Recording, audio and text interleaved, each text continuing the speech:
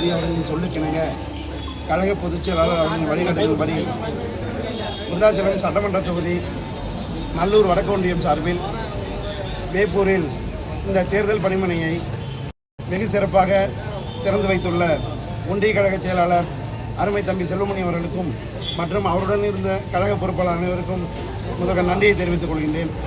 பொதுவாக இந்த சட்டமன்ற தேர்தல் என்பது பொதுவான சட்டமன்ற தேர்தலாக இல்லாமல் தளபதி சொல்லுவாங்கள்ல, இது வந்து ஒரு மாற்றத்துக்கான தேர்தல், வித்தியாசமான தேர்தல். நாங்கள் கடந்த 15 நாட்களாக இந்த தேர்தல் பிரச்சாரத்தில் மக்களை சந்தித்து வரோம். நாங்கள் சந்திக்கிற ஒவ்வொரு வீட்லேயுமே குடும்பமாக ஓட்டு போடுறேன்னு சொல்கிறாங்க. யாருமே ஒரு ஓட்டு போடுறேன்னு சொல்லலை. எங்கள் மொத்த குடும்பம் ஓட்டு 7 ஓட்டு இருக்குது, 8 ஓட்டு. எங்களுடைய சமூக வலைத்தளத்தை இப்போ நீங்கள் பார்க்கலாம். ஒவ்வொரு பொதுமக்களை கேட்கும்போதும் குடும்பமாக ஓட்டு போடுறேன்னு சொல்கிறாங்க. அதுக்கான மாற்றம், அரசியல் மாற்றம் இந்த தேர்தலில் தமிழகம் கண்டிராத மிகப்பெரிய அரசியல் மாற்றம் வர இன்னொரு 20 நாளில் நடக்க போகிற இந்த தேர்தலில் மிகப்பெரிய மாற்றத்துக்காக நாங்கள் காத்துட்ருக்கோம். அதை எதிர்கட்சிகளும் செய்யணும் பார்ப்பாங்க. சார், நாளைக்கு வந்து தலைவர் வந்து கடலூர் வருவாங்க சார். ஆமாம். இப்படி வரும்போது திட்டக்குடி விருதாச்சலம் வேட்பாளர் ஆதரித்து இங்கே நம்ம பகுதியில் பிரச்சாரம் பண்ண வாய்ப்பு இருக்குங்களா? தொழுதூர் பகுதியில் விருதாச்சலம் திட்டக்குடி தொழுதூரில் பாயிண்ட் போட்டிருக்காங்க, அங்கே பண்ணுறாங்க. எத்தனை மணிக்கு சார்? எத்தனை மணிக்கு? டைம் வந்து சாயந்தரம் 4 to நைட்டு 9 மணி வரை டைம் சொல்லியிருக்காங்க. கண்டிப்பாக தளபதியினுடைய பிரச்சாரம் மிகப்பெரிய அளவில் இந்த விருதாச்சலம் திட்டக்குடி சட்டமன்றத்தினுடைய வெற்றிக்கு மிகப்பெரிய அளவில் வெற்றி பெற வைக்கும். தொகுதி முழுக்க வாக்கு சேகரிக்க போறீங்க சார். பொதுமக்களோட ஆதரவு எப்படி இருக்கு?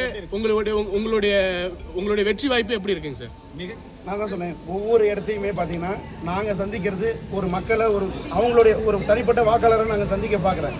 ஆனால் அவங்க வந்து தனிப்பட்ட வாக்காளராக பதில் சொல்லாமல் குடும்பமாக எங்களுடைய அவங்க ஒருத்தருக்குனா என்ன சொல்லுவோம், பொதுவாக ஓட்டு கேட்டாங்கன்னா நான் ஓட்டு போகிறேன்னு சொல்லுவாங்க.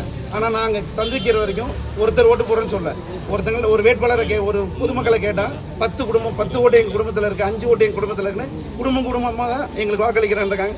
வெற்றி 100% இப்போவே நிர்ணயிக்கப்பட்டுருச்சு.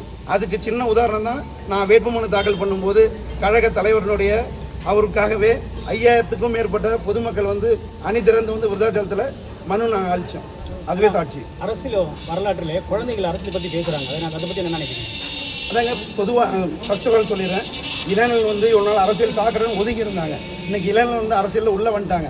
அடுத்த தலைமுறை வந்து குழந்தைங்களை நாங்கள் அரசியலாக ஈடுபடுத்தக்கூடாதுன்னு நாங்கள் எவ்வளோ அவாய்ட் பண்ணாலுமே எங்கள் மேலே உள்ள தளபதி மேலே உள்ள ஆர்வத்தில் அவங்களாம் அரசியல் பேசுகிறாங்க. நாங்கள் பார்க்குற ஒவ்வொரு இடத்துலையுமே குழந்தைங்களை அவாய்ட் பண்ண சொல்லிட்டு, ஆனால் வீட்டில் இன்றைக்கி அரசியல் பேசுகிறாங்க.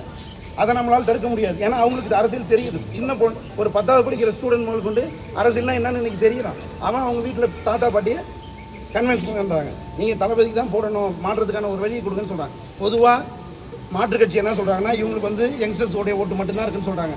அவங்களுக்கு தெரியாத இன்னொரு கோணத்தை சொல்கிறோம். 40 வயசுக்கு மேற்பட்ட தாத்தா பாட்டின்னு இருக்கிற கேட்டகரியை நாங்கள் பிரச்சாரம் பண்ணல. எங்களுக்காக நீங்கள் சொல்கிற அந்த 10 வயசு குழந்தைங்க தாத்தா பாட்டியை கன்வின்ஸ் பண்ணுறாங்க. அப்போ அனைத்து தரப்பு வாக்காளர்களும் தமிழக வெற்றி கழகத்துக்கு வாக்களிக்கிறதுக்கு மிக தயாராக இருக்காங்க.